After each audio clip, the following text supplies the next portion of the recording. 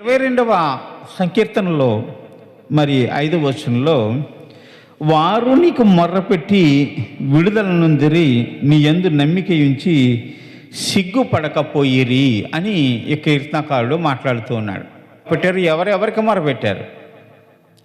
ఆపదల్లో ఉన్నవారు, శ్రమల్లో ఉన్నవారు, ఇరుకుల్లో పడిపోయినటువంటి వారు, విశాలతలో సుఖము లేనటువంటి వారు ఎంతమంది అయితే ఉన్నారో వారు తనకు ఉన్నటువంటి శ్రమలను బట్టి నీకు మొర్ర పెట్టారు. అప్పుడు నీవు వారి మొర్ర విని వారికి విడుదలను దయచేస్తావు.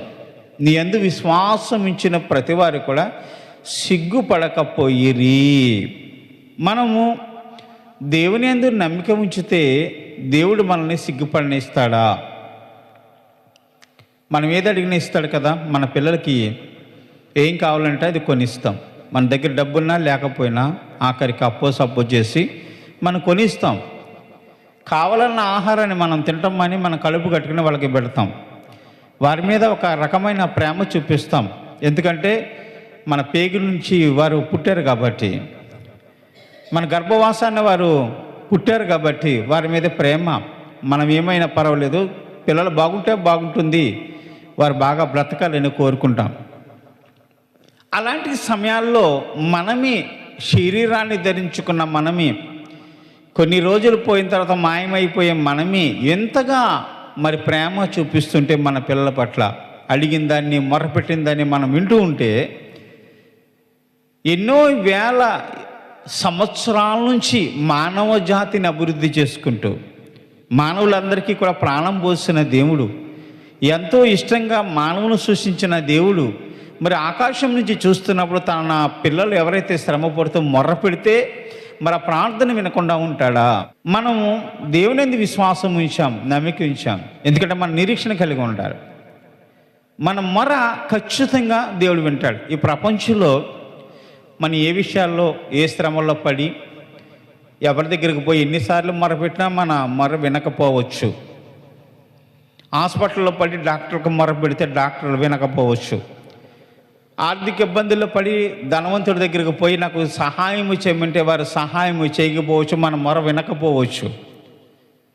దెబ్బలు తగిలినప్పుడు మనల్ని ఆదుకునేవాడు వచ్చి ఎవడు ఆదుకోకపోవచ్చు, మన మొర వినకపోవచ్చు. కానీ ప్రార్థన చేస్తే ఖచ్చితంగా మన మొర వింటాడు. దేవుడు ఎవరండి? జీవము గల దేవుడు. ఆయన బ్రతికున్నవాడు, ఆయన జీవిస్తున్నవాడు. ఎవరో మృతులైన వాడు, జీవము లేని వాడు మాట వినకపోవచ్చు. అలా చూస్తూ ఉండిపోయేటువంటి వారు మన మాట వినకపోవచ్చు. కానీ కదిలే దేవుడు, మాట్లాడే దేవుడు, జీవము గల తండ్రికి మొర్ర పెడితే మరి మన మొరకి చెవు వగ్గకుండా ఉంటాడా? నువ్వెన్ని శ్రమల్లో పడినా, ఎన్ని వేదనల్లో పడినా, నీకు ఎటువంటి సమస్య వచ్చినా నువ్వు మొర్ర పెడితే దేవుని దగ్గర నా మొర్ర వినమంటే మనకి సహాయం ఇచ్చేయటానికి యేసు ప్రభు అనే దేవుడు సిద్ధంగా ఉన్నాడు. ఆయన మన మొర్ర వినే దేవుడు. అయితే నీ యందు మరి పరిపూర్ణమైన విశ్వాసం ఉంచమని విశ్వాసము కలిగి మనం ప్రార్థన చేసే అనుభవం కలిగి ఉండాలి. విశ్వాసం లేకుండా దేవుని దగ్గర ప్రార్థన చేస్తే, అడిగితే మన మొర్ర దేవుడు వినడండి. విశ్వాసము లేకుండా దేవుడికి ఇష్టడై ఉండుట అసాధ్యము. మనం విశ్వాసంతో ఉండాలి. మనం విశ్వాసంతో ఉన్నప్పుడు ఎదురువాడికి ఇష్టంగా ఉంటాం. మనం ఏదైనా సర్వసాధారణంగా ఒక వ్యక్తి దగ్గరికి పోయి కొన్ని వస్తువులు, డబ్బులు ఆశించి అతని దగ్గరికి వెళ్ళి కూర్చున్నప్పుడు అతను మనకి ఇస్తాడు, మనకు సహాయం చేస్తాడని విశ్వాసంతో ఉంటే, మనలో ఉన్న విశ్వాసం, మనలో ఉన్నటువంటి ఆ కాన్ఫిడెంట్ ఎదురువాడు చూసినప్పుడు, ఎదురువాడికి నమ్మకము కలిగినప్పుడు, మనల్ని ప్రేమించి ఖచ్చితంగా మనకున్న విశ్వాసాన్ని బట్టి, మనలో ఉన్నటువంటి ఆత్మవిశ్వాసాన్ని బట్టి మనకు సహాయం చేయక మానడు కదా. ప్రియులారా, ఆలోచించండి. ఈ రోజున మనము సహాయం చేయమని దేవుని దగ్గర అడిగితే మొట్టమొదటిగా మనకి విశ్వాసం ఉంటాము.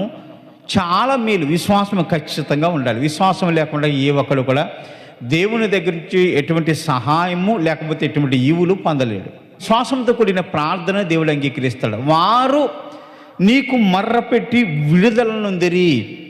ఎటువంటి విడుదల నొందిరి? మహాశ్రమంలోంచి విడుదల పొందిరి. ఎప్పుడు? వారు మహాశ్రమంలో ఉన్నప్పుడు విశ్వాసముతో ప్రార్థన చేస్తున్నప్పుడు మొర్ర పెట్టారంట. ఇది ప్రార్థన కూడా కదా, మొర్ర పెట్టారట.